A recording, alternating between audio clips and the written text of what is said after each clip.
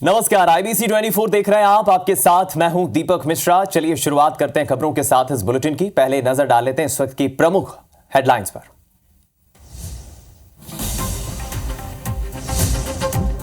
आज छत्तीसगढ़ विधानसभा के मानसून सत्र का चौथा दिन। प्रश्नकाल में कृषि, आवास और वाणिज्य कर विभागों के होंगे सवाल।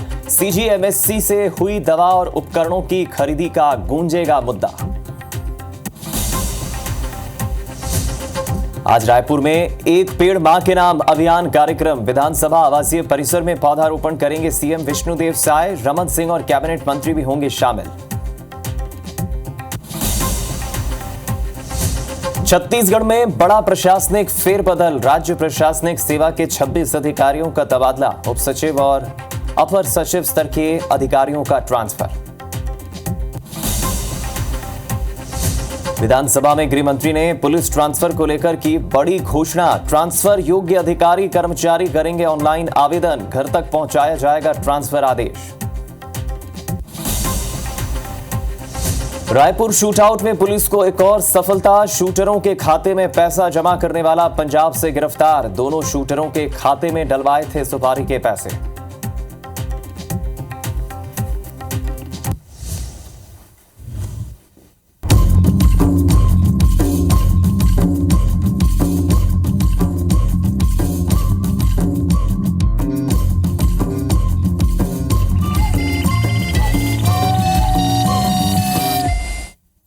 चलिए बात करते हैं अब खबरों के विस्तार से। सबसे पहले बात करेंगे छत्तीसगढ़ विधानसभा में चल रहे मानसून सत्र की, जिसका आज चौथा दिन है।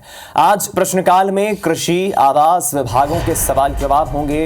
विधानसभा में 4 ध्यान आकर्षण लगाए गए हैं। साथ ही दवा और उपकरणों की खरीदी का मुद्दा आज सदन में गूंजेगा। धर्मलाल कौशिक गड़बड़ी का मामला उठाएंगे और प्रश्नकाल में खासतौर पर कृषि। मानसून सत्र का आज चौथा दिन है। इससे पहले हमने देखा 3 दिन पहले जब सोमवार से मानसून सत्र की शुरुआत हुई, सबसे पहले दिवंगतों को श्रद्धांजलि दी गई। उसके बाद कार्यवाही दूसरे दिन तक के लिए समाप्त हो गई। दूसरे दिन काफ़ी अलग अलग मुद्दों को लेकर सदन के भीतर हमने देखा किस तरह तकरार हुई। खासतौर पर जब कवासी लखमा ने सवाल पूछा तो इस मसले पर पूर्व मुख्यमंत्री भूपेश बघेल और अरुण साव के बीच तनातनी देखने को मिली। इसके बाद हमने देखा किस तरह OP चौधरी ने एक अंतरिम बजट पेश किया। छत्तीसगढ़ में जब से साय सरकार बनी है पहला बजट था। और आज छत्तीसगढ़ विधानसभा के इस मानसून सत्र में चौथे दिन अलग अलग मसलों पर मुद्दे गूंजेंगे और पक्ष विपक्ष के बीच तकरार भी देखने को मिलेगा। विपक्ष ने तैयारी भी कर रखी है। चौथे दिन आज क्या कुछ खास होगा, इस पर हमारी नजरें रहेंगी।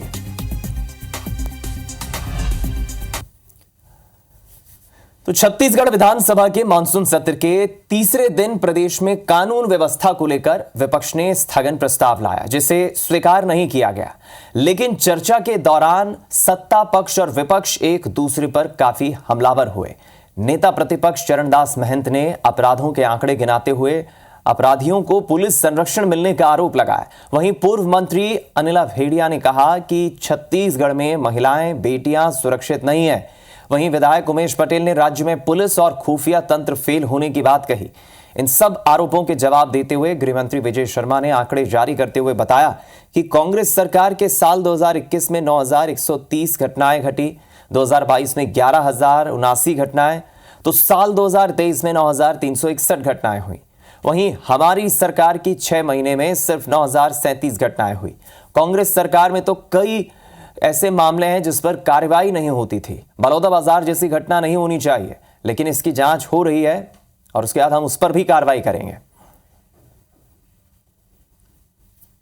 मैं बताना चाहता हूं कि आपको ध्यान होगा, एक सदस्य हैं हमारे बीच में आज, ईश्वर साहू, उनके बेटे बीरेन साहू के साथ क्या हुआ था। आपको ध्यान होगा ये विषय। आपको यह भी ध्यान होगा कि मुख्यमंत्री जी के गृह जिले में किस तरीके से सामूहिक नरसंहार की घटनाएं हुई थी। आपको यह भी ध्यान हो गया कि रायपुर में ही एक गंडासा लेकर एक युवक किस तरीके से एक नाबालिग लड़की को लेकर घूमता रहा था। मैं कितनी चीज़ें आप मेरे पास है जो आपको दिखाऊं और बताऊं इन सारे विषयों को। दिल का दर्द एक है, वो है बलौदाबाजार। वह बलौदाबाजार वो नहीं होना था, उस पर पूरी ठोस कार्रवाई होनी चाहिए। परंतु आपको निसंदेह ये मैं कहना चाहता हूं, ये आंकड़े उस दिन भी आप लोगों के सामने मैंने प्रस्तुत किए थे, आज सदन में भी प्रस्तुत करके सबके सामने बताया हूं।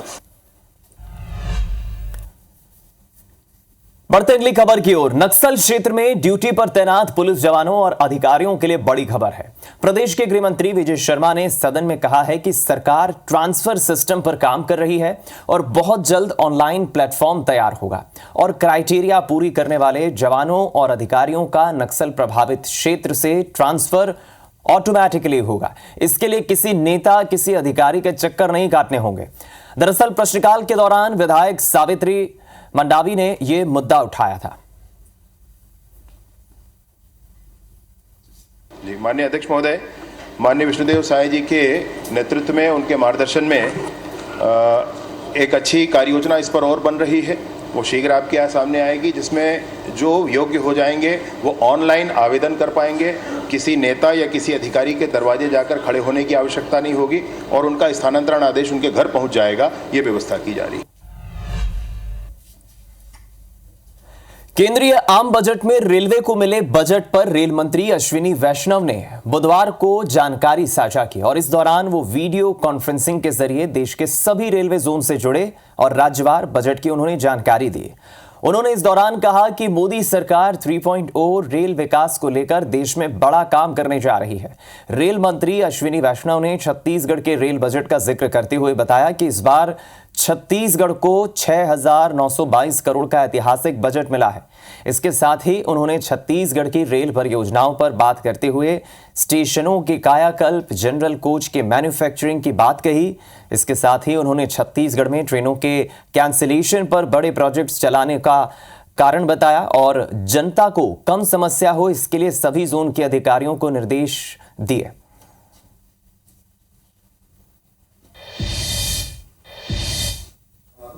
छत्तीसगढ़ में भी रिकॉर्ड एलोकेशन हुआ फंड्स का इस बार। कांग्रेस के टाइम में केवल 311 करोड़ रुपए का एलोकेशन होता था छत्तीसगढ़ कांग्रेस के टाइम में। मोदी जी ने इस वर्ष 6,922 करोड़ रुपए का एलोकेशन किया है, जो कि कांग्रेस समय के कंपैरिजन में 22 गुना ज्यादा है, 22 गुना। तो राज्य के लिए टोटल 6,922 करोड़ का अलॉटमेंट इस साल हुआ है और पूरे, अगर मैं SCCR जोन की बात करूं, जिसमें हमारा मध्य प्रदेश, महाराष्ट्र और थोड़ा पोर्शन उड़ीसा का भी शामिल है अपार्ट फ्रॉम छत्तीसगढ़, ये करीब 7,860 करोड़ के आसपास टोटल अलॉटमेंट है। अब बात करते हैं विपक्ष में बैठी कांग्रेस पार्टी की। छत्तीसगढ़ की कानून व्यवस्था और महंगी बिजली को लेकर कांग्रेस ने राजधानी रायपुर में बुधवार को विधानसभा घेराव का प्रयास किया। प्रदेश भर से कांग्रेस कार्यकर्ता, संगठन के नेता सबसे पहले मंडी गेट पर एकत्रित हुए। प्रदेश कांग्रेस के प्रभारी सचिन पायलट, PCC चीफ दीपक बैद सहित कई बड़े नेताओं ने सभा की और इसके बाद प्रदर्शनकारियों ने विधानसभा की ओर कूच किया। ये 4 तस्वीरें आपको दिखा रहे हैं हम। हालांकि इन तस्वीरों को देखकर आप इस पूरे जंगी प्रदर्शन को समझ पाएंगे। दूसरी तरफ इन्हें रोकने के लिए पुलिस को वाटर कैनन का सहारा लेना पड़ा। इस दौरान कांग्रेस नेताओं की पुलिस के साथ धक्का मुक्की भी हुई। इस दौरान ट्रैफिक जैम होने से आसपास की सड़कों पर गाड़ियों की लंबी कतारें लग गई और लोग काफी देर तक परेशान होते रहे।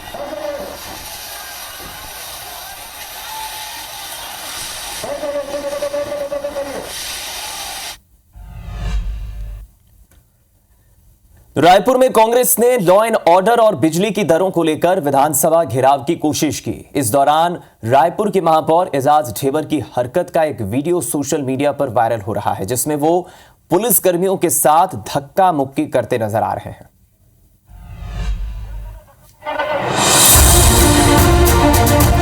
ये रायपुर नगर निगम के महापौर एजाज ढेबर हैं, लेकिन प्रदर्शन के दौरान इनके आचरण से ये लगता नहीं है कि एक जिम्मेदार जनप्रतिनिधि हैं। दरअसल लॉ एंड ऑर्डर के मुद्दों को लेकर कांग्रेस ने विधानसभा का घेराव किया, लेकिन इस दौरान एजाज ढेबर के रवैये ने उनके आचरण का कच्चा चिट्ठा खोल दिया। चलिए आपको इस 8 सेकंड के वीडियो क्लिप के जरिए हर पहलू से रूबरू कराते हैं।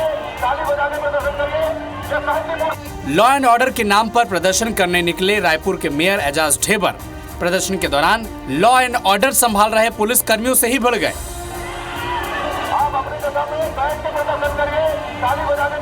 सवाल यह है कि क्या कोई जिम्मेदार जनप्रतिनिधि पुलिस कर्मियों के साथ ऐसा व्यवहार कर सकता है, उन्हें मुक्के मार सकता है? एजाज ढेबर जो रायपुर के महापौर हैं, क्या उन पर शहर के लॉ एंड ऑर्डर को संभालने की जिम्मेदारी नहीं है। और उस प्रदर्शन के दौरान जो पुलिसकर्मी वहां कानून व्यवस्था और सुरक्षा संभाल रहे थे, ऐसे पुलिसकर्मियों पर हाथ उठाकर मुक्का मारकर रायपुर के मेयर और कांग्रेस नेता एजाज ढेबर ने कौन सा उदाहरण पेश किया है? हम वीडियो के इस हिस्से को म्यूट इसीलिए कर रहे हैं क्योंकि वीडियो के इसी हिस्से में एजाज ढेबर गाली गलौज करते दिख रहे हैं। अब आप अंदाजा लगा लीजिए, गांधी की विचारधारा, शांति और अहिंसा का राग अलापने वाली कांग्रेस पार्टी के जिम्मेदार नेता प्रदर्शन के दौरान इनमें से कितनी बातों को फॉलो करते हैं, या फिर ये सारी बातें केवल जुमला है। जिस पुलिस पर हम सब की सुरक्षा की जिम्मेदारी है, उनके खिलाफ रायपुर के मेयर और कांग्रेस के नेता एजाज ढेबर का ये बर्ताव कितना सही है, ये आप ही तय कीजिए। Bureau report, IBC 24। चलिए, महापौर का पद शहर का प्रथम नागरिक होता है, इस तरह का रवैया कई सवाल खड़े करता है। बढ़ते अगली खबर की ओर। रायपुर से बड़ी खबर है, शूटआउट मामले में एक और गिरफ्तारी की है पुलिस ने। कारोबारी के ऑफिस पर शूटआउट के मामले में शूटरों के खाते में जमा पैसा करने वाला आरोपी पुलिस के हत्थे चढ़ गया है। आरोपी ने दोनों शूटरों के खाते में सुपारी के पैसे डलवाए थे। पुलिस ने आरोपी को पंजाब से गिरफ्तार कर लिया है, उससे पूछताछ शुरू कर दी है। रायपुर साइबर सेल ने कार्रवाई की और आरोपी को गिरफ्तार कर लिया। बहुचर्चित कोयला घोटाला मामले में आरोप में जेल में बंद सभी आरोपियों की न्यायिक रिमांड बढ़ा दी गई है। PMLA की विशेष कोर्ट में पेशी के बाद सभी आरोपियों की न्यायिक रिमांड 24 अगस्त तक बढ़ा दी गई है। दरअसल जेल में बंद सौम्या चौरसिया, रानू साहू, सूर्यकांत तिवारी और समीर बिश्नोई सहित अन्य आरोपियों की पिछले न्यायिक रिमांड खत्म हो गई थी और सभी आरोपियों को कोर्ट में पेश होना था, लेकिन पुलिस विधानसभा घेराव में व्यस्त होने के कारण जेल से कोर्ट नहीं ला पाई। सभी आरोपियों की वीडियो कॉन्फ्रेंसिंग के जरिए पेशी हुई।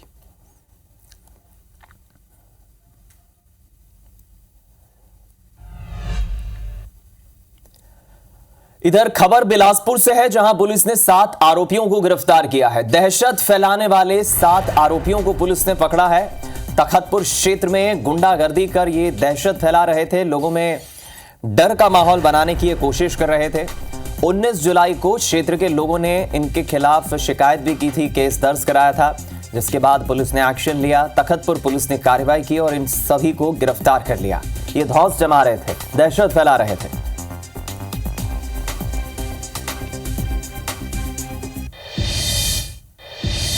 एक दुखद खबर राजधानी रायपुर से, जहां ASP निमेश बरैया का निधन हो गया। अस्पताल में उनका इलाज चल रहा था, उन्हें पीलिया की बीमारी थी। कोटा के निजी अस्पताल में उनका इलाज चल रहा था और इलाज के दौरान उनका दुखद निधन हुआ है, ऐसी सूचना मिल रही है। सरगुजा संभाग में निमेश बरैया पदस्थ थे, बतौर ASP के तौर पर वो जिम्मेदारी संभाल रहे थे।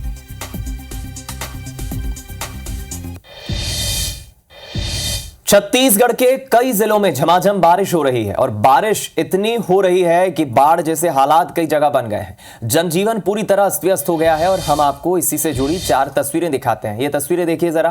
पहली तस्वीर कोरबा की है, जहां भारी बारिश से गांव का पानी SECL गेवरा खदान में भर गया और इससे कोयले का उत्पादन ठप पड़ गया। वहीं दूसरी तस्वीर बलौदा बाजार की देखिए। बलौदा बाजार भाटापारा में नदी नाले उफान पर हैं और दर्जनों गांवों का जिला मुख्यालय से संपर्क टूट गया है। नदी नाले उफान पर हैं, पूरी तरह से आवागमन बाधित हो गया है। तीसरी तस्वीर आप देखिए, जहां तीसरी तस्वीर में निचले इलाकों में किस तरह पानी भर गया। मोहला मानपुर अंबागढ़ चौकी की परेशानी लोगों को हो रही है। तो वहीं दुर्ग जिले में भी बाढ़ से कई इलाकों के गाँव में पानी भर गया। लोगों को रेस्क्यू कर सुरक्षित स्थानों पर पहुंचाया गया।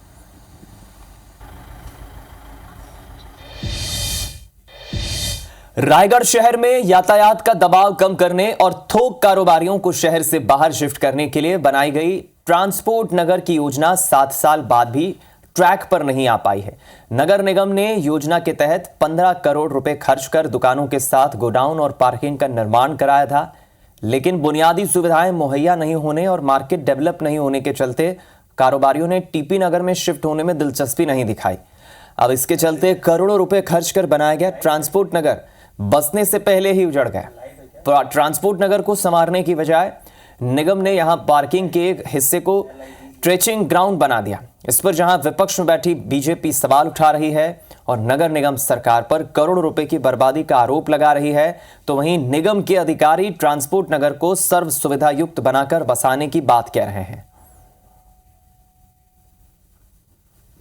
रायगढ़ नगर निगम की यातायात को सुव्यवस्थित करने के लिए बड़ी संख्या में तो जो बड़ी गाड़ियां आती हैं उसको व्यवस्थित करने के उद्देश्य से ट्रांसपोर्ट नगर का निर्माण किया गया।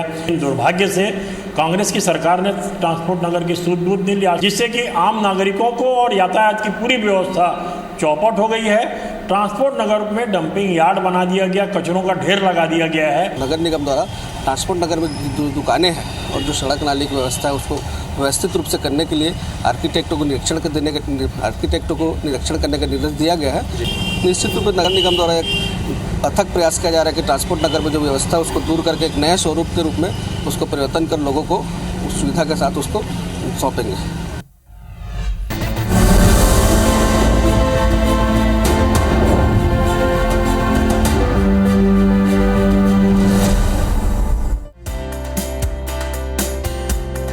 छत्तीसगढ़ की साय सरकार चाहती है कि प्रदेश का हर बच्चा खूब पढ़े और आगे बढ़े, बच्चों को अच्छी से अच्छी शिक्षा मिले और इसीलिए साय सरकार नारायणपुर जिले के नक्सल प्रभावित इलाकों में भी बेहतर शिक्षा देने पर जोर दे रही है। सरकार भरसक प्रयास कर रही है कि यहाँ के बच्चे प्रदेश के दूसरे हिस्सों की तरह क्वालिटी एजुकेशन हासिल करें और इसीलिए नक्सल प्रभावित इलाकों में शिक्षा की गुणवत्ता में सुधार करने के लिए स्मार्ट क्लासरूम के माध्यम से छात्रों को पढ़ाया जा रहा है।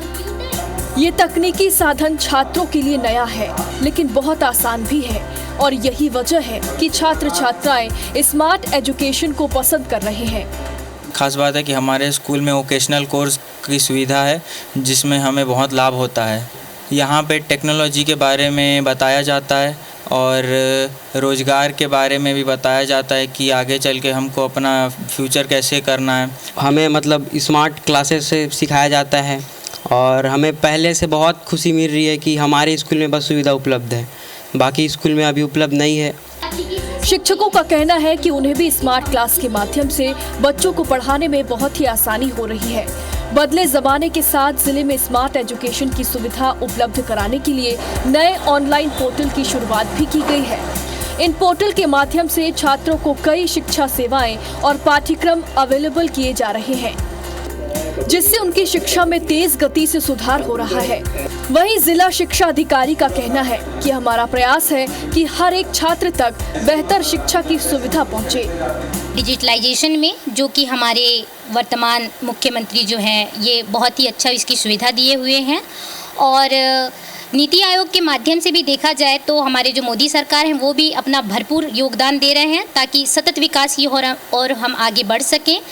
जब स्मार्ट क्लास में टीचिंग करते हैं तो वहाँ पे हमको मतलब एक 45 मिनट की क्लास रहती है, तो उसमें हमको उस 45 मिनट में बहुत अच्छे से समझा सकते हैं जो उसकी अपेक्षा जो ब्लैक बोर्ड में पढ़ाते थे सर। और मध्याह्न भोजन योजना भी यहाँ पर नियमित रूप से संचालित किया जा रहा है। स्मार्ट क्लास योजना के तहत में जिले में 32 विद्यालयों में स्मार्ट क्लास और ICT की योजनाएं संचालित हैं और वर्किंग स्थिति में भी हैं। इसके अतिरिक्त जो है हमारे यहाँ निःशुल्क पाठ्य पुस्तक योजना और गणवेश योजना भी संचालित है नियमित रूप से।